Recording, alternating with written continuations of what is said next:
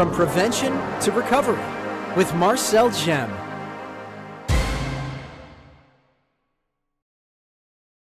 Welcome to From Prevention to Recovery, the podcast where we will talk with professionals. I am your host, Marcel Gemme. All right, so for my very first guest, I wanted to start with someone I'm really comfortable with and someone who knows this work inside out. Bobby Newman is a good friend of mine, but more importantly, he's one of the best interventionists I know. Bobby has been in recovery himself for over 18 years, and in that time, he has helped thousands of families get their loved ones into treatment. Good morning, Bobby. Good morning. How are you doing? Good, very good, very good. So let's start at the beginning, Bobby. How did you get into this work? Well, I got into it because I had to go in through rehab myself. It's been actually 25 years since I went through rehab, and I was like everybody else, or well, a lot of the folks I deal with, and rehab is not the first thing you want to do in life. Usually, I got in a lot of trouble. I was heavily addicted for many years, and I got in some legal trouble, and it was either um, go to rehab and get help or suffer the consequences of my poor decisions. So, which would put me in prison for a few years. So that's how I got into rehab. And then I really wanted to help kids as far as educate kids about the dangers of drugs. And then from there, it kind of moved into interventions because I got asked to go help people, and then I developed a knack for it. And so it was one of those things that you just kind of, if you have a skill set that is beneficial to helping people, it's hard to say no. And so I decided, I made a career out of it. And that's been a lot. So that's how I ended up. I started out in prevention, and then I ended up doing interventions. So. Oh, that's very good. Now, you have 90% success rates with interventions. What's the single most important factor that makes an intervention successful? Well, having the family members operate as a unit, I would say, as there's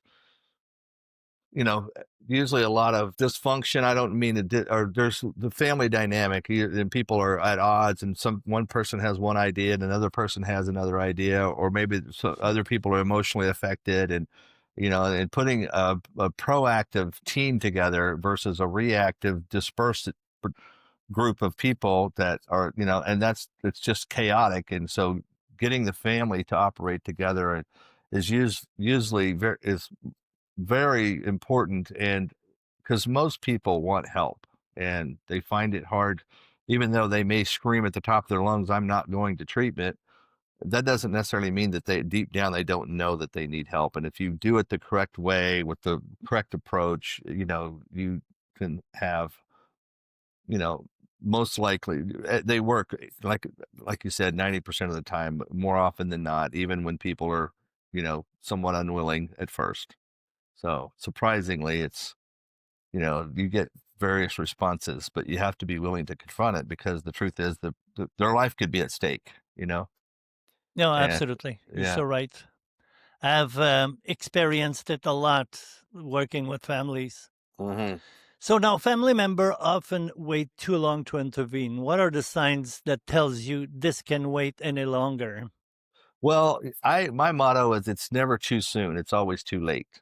People wait till some sort of tragedy. And the truth is that most people have been seeing the signs all along, and they just think, well, oh, maybe he'll change, or he'll grow out of it, or, it's just a phase, or, and the truth is there's, I have a son who's 34 years old and doing wonderful in life. But when he was 15, we had to step in and kind of point him in a different direction. And he didn't even really have a drug problem. I just knew the path that it was going down because of my own experience of myself and also helping others. And so people often see the signs and they don't pay attention. And so, again,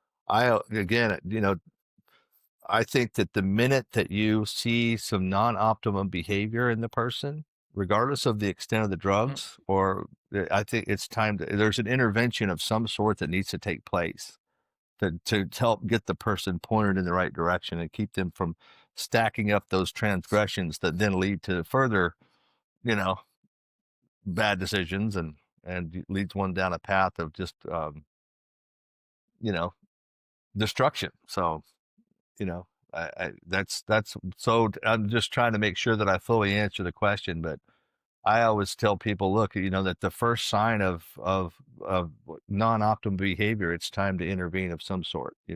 So I'll give you an example. I was working with a family and back on the East Coast, and their kid's been in medical detox and OD'd like 6 or 7 times the last year. So the last Mm. crisis, oh my gosh, he's in the hospital again, and we need to do something. Well, then he gets out of the hospital and he's moving around, and they're trying to get him to come to them, and they were located in Florida, and then he seemed to be doing better. So the crisis is over.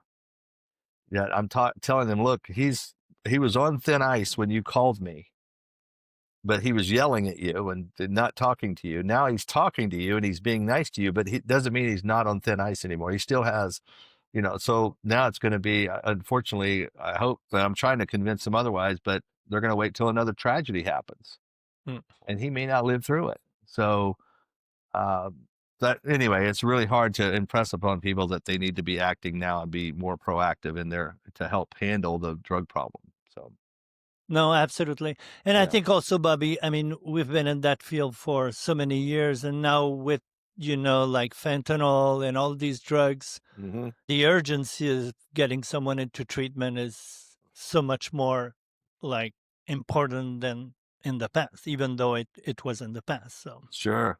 That's right. Yeah. yeah. Now, walk us through what happened in those first 5 minutes when you walk into a room with the family and the person that needs help. Well, the first 5 minutes, I mean, there's a lot of preparation that goes into that first 5 minutes. I mean, we spend hours and we even do sometimes even role playing before we get in front of the person. We're gonna go through, there's 6 steps to an intervention. The first is deciding that you're going to do something, regardless of any pushback that you get from anybody, including the person, and including or other family members. And then there's planning, who's going to be involved, where it's going to be, when it's going to be. And then there's preparation. You're gonna list out all the objections the person's going to have. They're going to throw all kinds of problems at you, reasons they can't go. I mean, you have to have a solution for all of those things. You have to be prepared for you prepare for the worst and you hope and pray for the best, but you prepare for the worst case. And so when we go in, everybody knows what to do. And it doesn't mean that it has to take a long time to do those things, but usually, I even plan them out to where we want the person to set, we want the family to set, we want to know who's going to be walking in the door, and I'm usually the last one to walk in. And so the person themselves will usually be, you know, there, and they see the certain folks together, and and a lot of times people are coming in from out of town or whatever, and so they see them and they're like, oh, what's going on? And then they see me, and sometimes people, I just walk in and they're like, they know everybody. And then I'll walk in and I say, hi, my name's Bobby. I'm a friend of the family. And just want to let you know that your family loves you very much. And they have a few things they would like to say to you. And then, usually the person is like looking like their mouth is kind of, then I'll shake their hand and I'll be there. And I say, would you give us a few minutes? And they'll say, and they say yes. And then we set out and we go right into it. And we already have it planned out to where the first person that's going to read, we have prepared letters of letters of love and care. There's no blame. This is not an opportunity to attack a person. We're just basically going to start out sharing very fond memories and kind of what we're noticing, lately, and the fact that what we want for that person. We tell them how good they are. And but we also in the back we've already prepared ourselves for any possible reaction that they're going to have. But we want to overwhelm the person with really positive feeling of that these people really care, Yeah. and usually that will disarm the person. But if they do react, we have to be ready for that. If they do react negatively, we have to, they some people, oh well, they're going to get mad. I'm afraid they're going to get mad. Well, there's a good chance of that. So we have to be ready, and we have to be willing to hold our ground. It doesn't mean we're going to attack. We're not there to do anything physical, Mhm. but at the same time, we have to be, if we let them push us back and, and don't hold our ground, the, the things are just going to get worse. And so we have to be willing to weather the storm and calmly communicate with this person to be able to convince them that, going to, a lot of times people will tell me, oh, well, I don't have a drug problem. And it's obvious that they do, but I'm like, oh, okay. And I'll say, well, how's your life going? And the person will say, oh, my life sucks. Okay, well, what about your life sucks? And then it's like, they'll tell me. And then it could be a number of things. And I'd say, okay, well, if I could help you with that, then would you be interested? Yeah. How are you going to help me with that? Well, and then we start listing out ways of how we're going to help the person. So, um, you know, and it always boils down to, well, the first thing we got to do is, we want to solve that problem, but the first thing we got to do is we got to get off these drugs. We can't really do anything if we can't get off the drugs. And yeah, I guess you're right. Okay, good. Well, let's do that. And Mm. but the first 5 minutes is, again, well planned, and we walk in and we go right into it.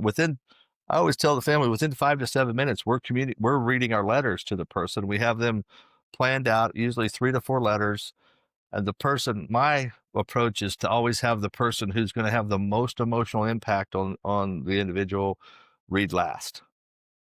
And I've had Makes sense, yeah. very, very hard cases.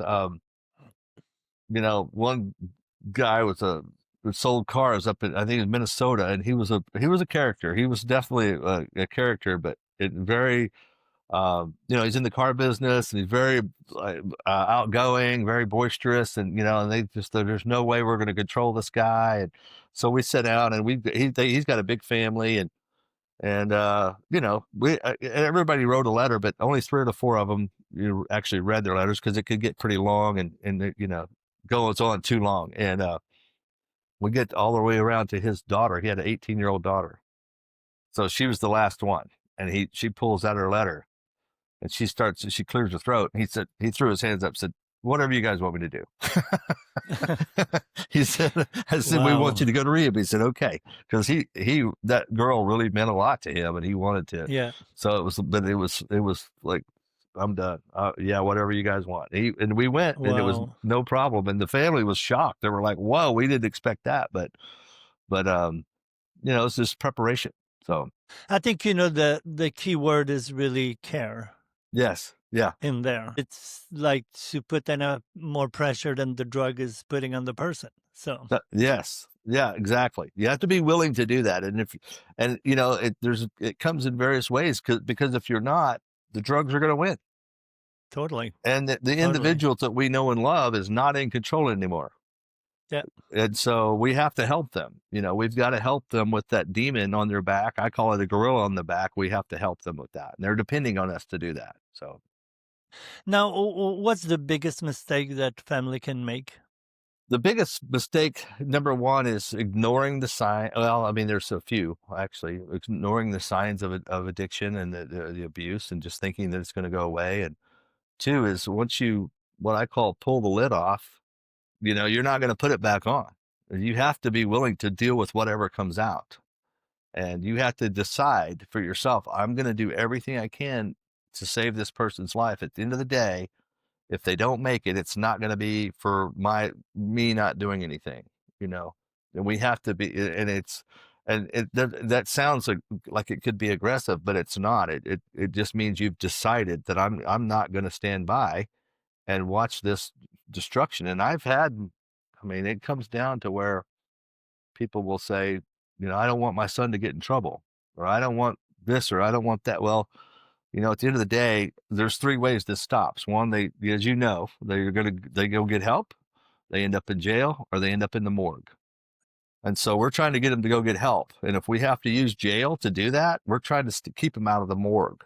Yeah. And I tell people, look, I have 100% success rate if they're in jail, and if they would rather, and I don't want anybody to get in trouble, but there has to be some sort of control put in.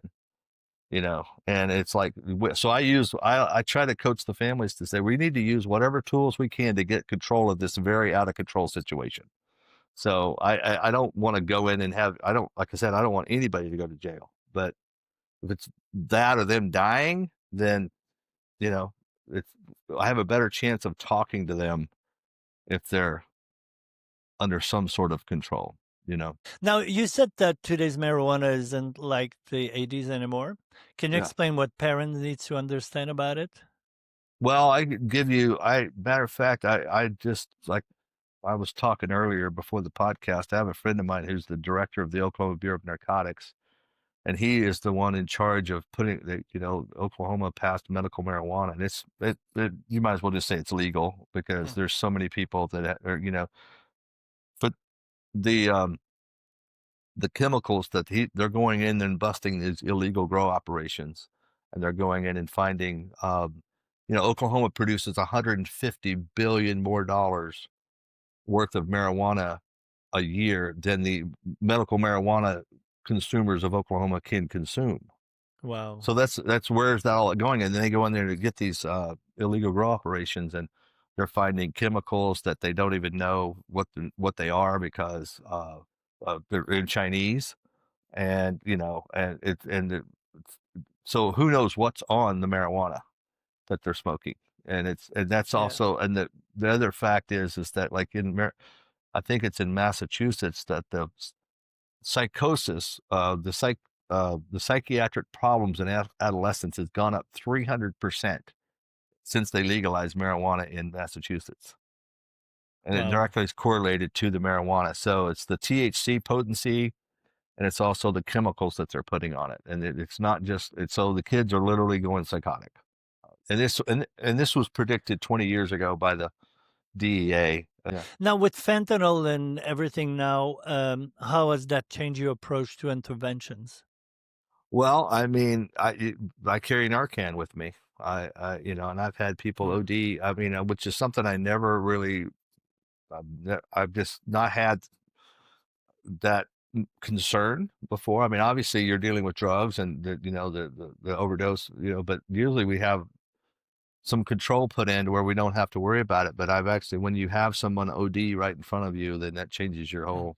And that happened to me in California a couple of years ago. Well, maybe it's been a minute since it happened, but yes, I didn't think the girl had anything on her because she had been going into withdrawal, and but she had been trying to quit, and she got upset and said, "Oh," and she just went and snorted a bunch and OD'd right in front of us. And so it's instant, it doesn't take much. And For and sure. so it's instant death. So One thing that I've noticed is, when I started 25 years ago, like yeah. 5% of the people were calling us that they had problem with any type of prescription drugs. Hmm. Now I was talking with the call center and it's like 65%. Right. It Yeah, is. yeah, It yeah, is yeah, crazy. yes. Yeah. Yeah. Yeah. The drug dealers are different now. Yeah, Yeah, yeah, totally. they have a white coat, so Yeah, totally. Now, how do you handle family members who are enablers without them becoming defensive? well, I normally get people inadvertently to fess up to who, I'll have a group of a family on the phone with three or four, doing a conference call, and just get to talking to them and develop the rapport and develop the trust, and get them to Mm. really, really, and you can tell when they start telling you things about the family that they don't want. It's personal, right? And it's very evident that it's personal, but then you can really, it's almost, it's a judgment call. But I'll even ask, I say, okay, well, who would you say is the enabler? and, and Yeah, then sometimes the person will say, well, it's me, or or daughter saying, well, I don't know, mom, who do you think it is, mom? And it doesn't necessarily have to be mom, it could be dad, it could be so. But people, even getting them to see, like, and it's very hard for some people to break it because I've had and that's where doing the preparation with everybody first and I want to lay eyes on everybody in the room because, that one person that shows up at the meeting before the intervention, oh, they're my long lost friend and they've been through this before and blah, blah, blah. And yeah, I've had them totally sabotage things. And so I can't Mm. afford to let that happen. Or, there's family members that will sit back and watch this thing go on for years, but the minute that you try to do something about it, then they want to step in and do something. Yeah. Right. So, and it's like, okay, well, where have you been this whole time? Now that we're doing something, where you've been watching it, so I always have to watch. And, but I've had moms tell me, like, I just can't not, stop doing the things that I'm doing. Again, I don't want to pick on moms. It could be any family member, but they just can't stop doing what they're Yeah. doing. And I'm like, so why are you doing that? Well, I just don't. And inevitably, it always turns out to how it's going to make them feel.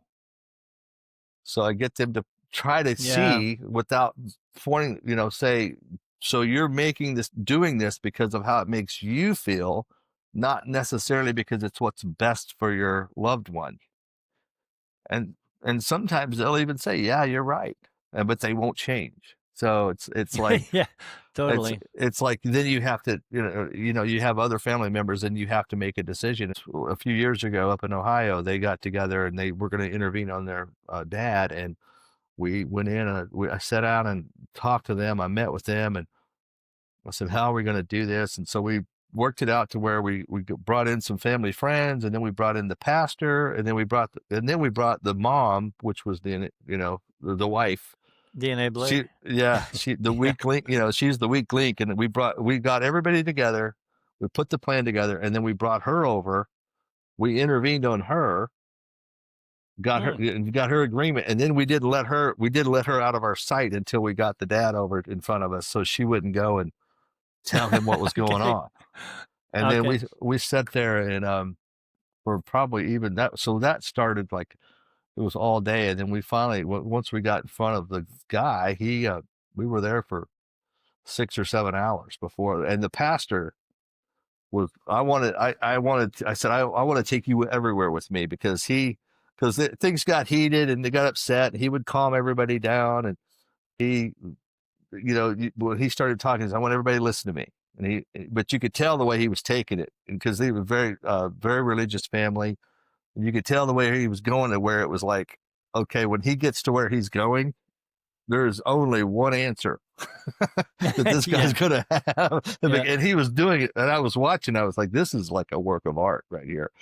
And he got to where the finale. And it was like, the guy just broke down. He just started bawling. And it was like, um, and then I was like, okay, well, and so it was beautiful. But anyway, I like to tell these stories, but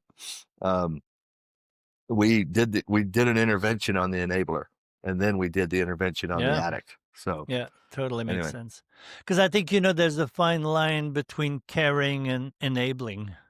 yes, Really. yeah. I Really. mean, if I'm, you look at the perfect example, and so you keep tying your son's shoes, you know, just because you want to be mom or you want to be dad or you want to be big brother, I want to, because I want to care for this kid, but are you really caring for him by not tying his shoes for him? I mean, it's like he's going to be the only kid in the sixth grade that can't tie his shoes, so Absolutely.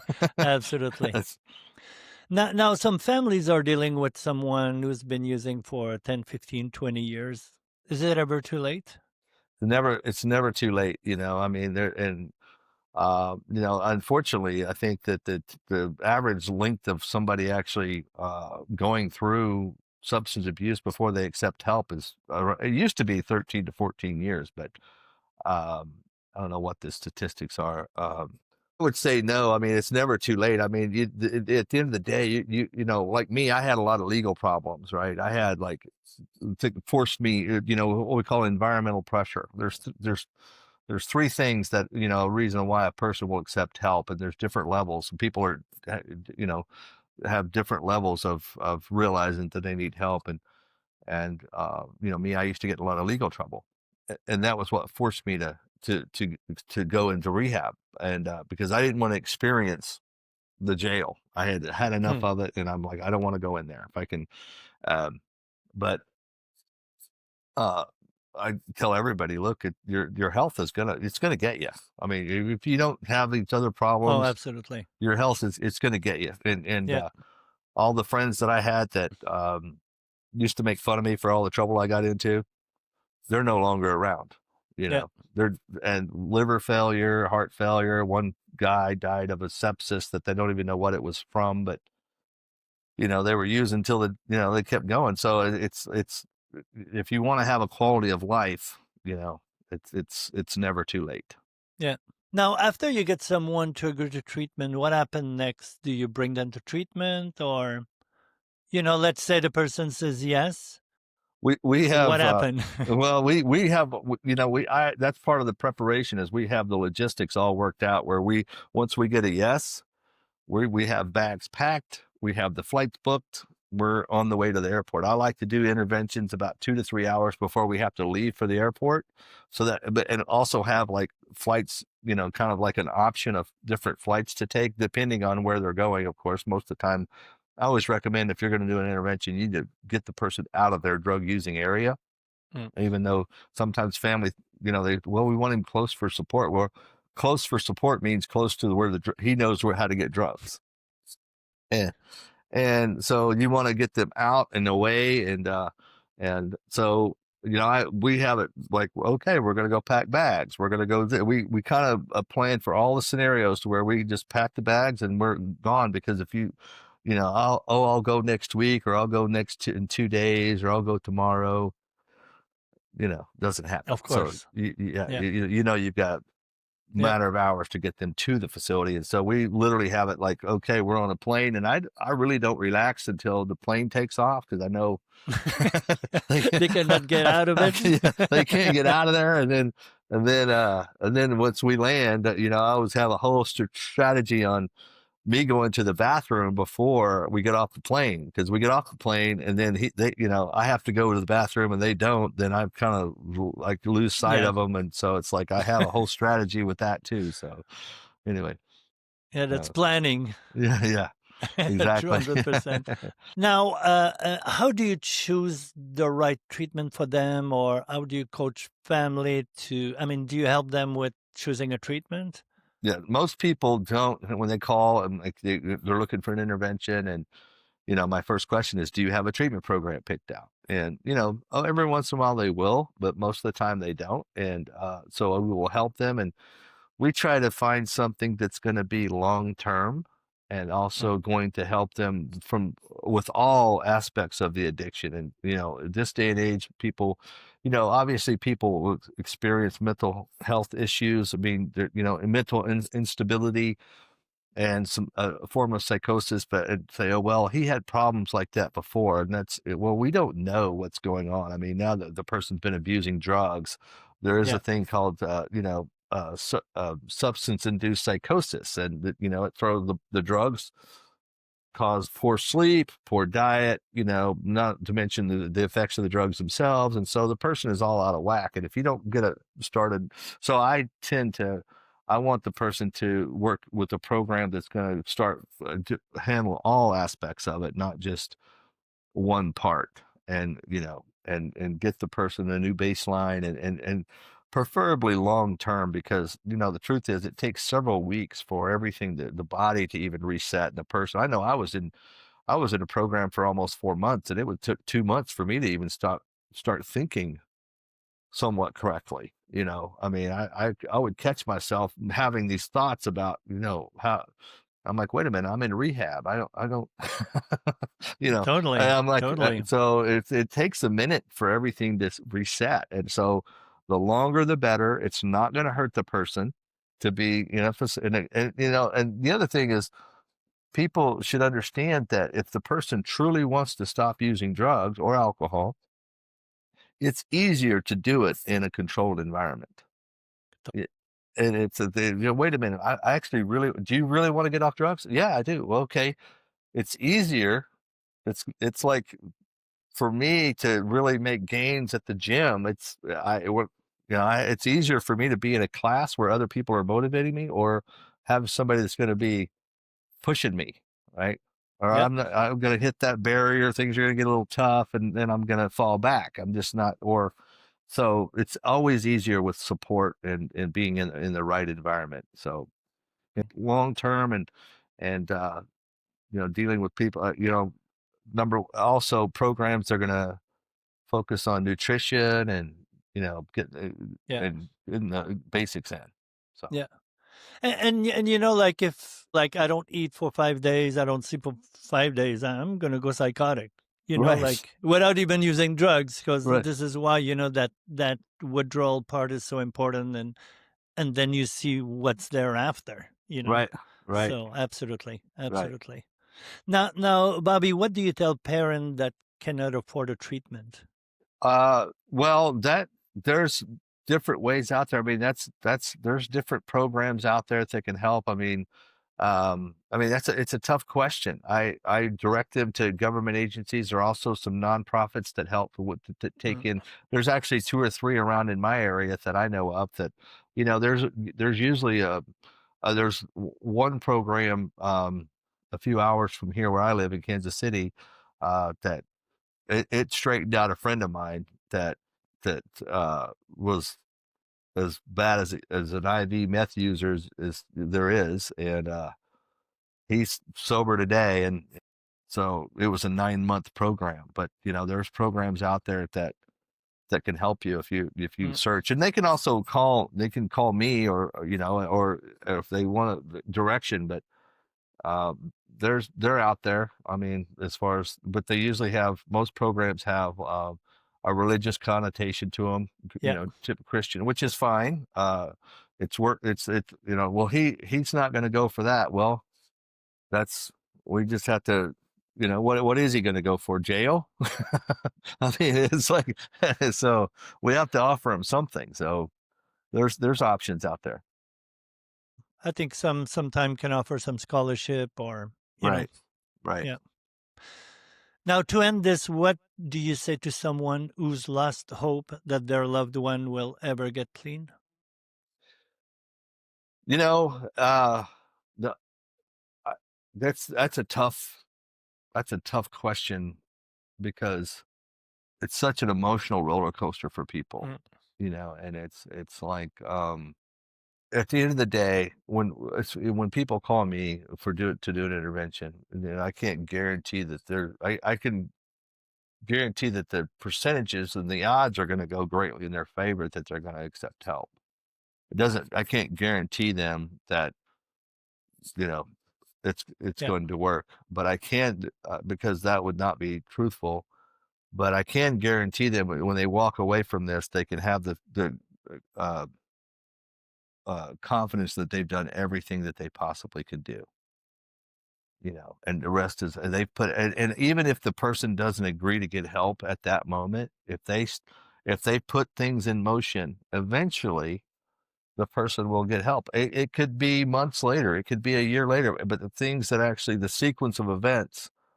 And I've had people say, well, the intervention didn't work. Well, at that time, but yes, and we put things in Mm, motion, and 6 weeks later, the person went to rehab. So to me, that's successful, right? Because it's like, if you do everything that you're supposed to do and you hold your ground, the mm, odds are much greater. And I could tell a story. I always tell this one story of a mom who, the kid, we were in Tucson, Arizona, and the kid literally had the clothes on his back. He and I walked down the street. We're talking. He knows he's got a drug problem. Doesn't want to go get help. And I said, well, what? So if you know you got a problem and your parent, what's preventing you from getting help? Or why? No, he was leaving. He said, I'm going to leave. And I said, uh, I don't want to be a burden on my parents, was his response. And oh. I said, listen, I said, that doesn't even make sense. I said, we're friendly. I said, well, how do you think they're going to You feel are. Yeah. yeah, how do you think they're going to feel when you don't come back to the house today? Yeah. It's going to be a burden. It's going to be, Yeah. mom's No. going to be devastated. So that doesn't make sense. but okay. He had my number. I said, you call me. Well, he ended up leaving on a skateboard in Tucson, Arizona. He made it all the way over to the coast. He made it up to LA. He made it up to Santa Cruz and then back down. And the whole time, every once in a while, he'd call mom, pulling on her heartstrings. She'd want to send any money. She'd call us. I said, don't send any money, don't do anything. And then finally he was on the streets of LA with no shoes, hadn't eaten in 3 days. And she called and she's like, hey, I just want to get him some food. I said, where's like, no. I said, the only thing you need from him is his location. And so she did it. She got his location and we sent somebody over to pick him up and he got in the car and we got him clean. And when he got completed the program, he said, this is the best I've felt in years. And he was very happy, but he had to go through all of that. Yeah. Before he would, but then the mom held ground. But had she not fought that urge to be a mom, and feed her son and put shoes on his feet, then he, who knows? He might have not lived through it. But anyway, I always have these long answers to your questions. So yeah, that's totally okay.